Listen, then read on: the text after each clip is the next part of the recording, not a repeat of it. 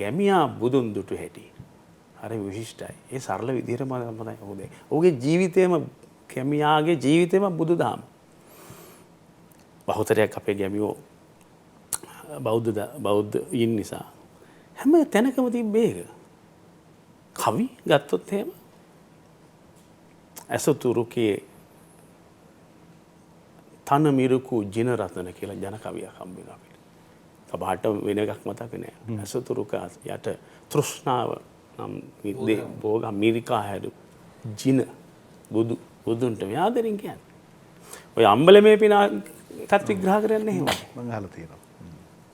ඉතින් එහෙම තමන් කවිය. බොහොම අපේ පැත්තේ හිටියා අපේ වේරලියද්ද මහත්තයාගේ අපි පදි කල හිටිය කාටක දීලා ගලින් බින්දේ පැත්තක මාම කෙනෙක් කිසිදු සාහිත්‍ය දෙන්නයක් නැතත් ඕට තියෙනවා මේ බුදුන් යසෝදරා ගැන සෙනෙහස. ඔහු කවින කවිය පළවෙනි පද හතරම අදාළ නැහැ.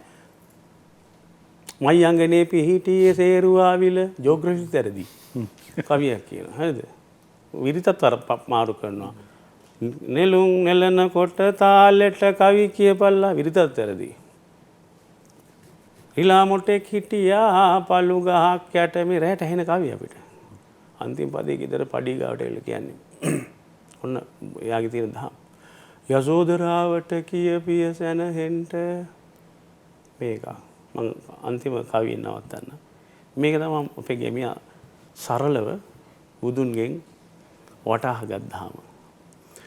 මුළු ජීවිතය ඉහළන් යන කුඩයක්ය අටලෝ දහමෙහි එක නැන යන්ය මිනිසා විසින් උසුලා යන කුළුණක්ය මරණය කුඩය අකුලන එක නනයක්ය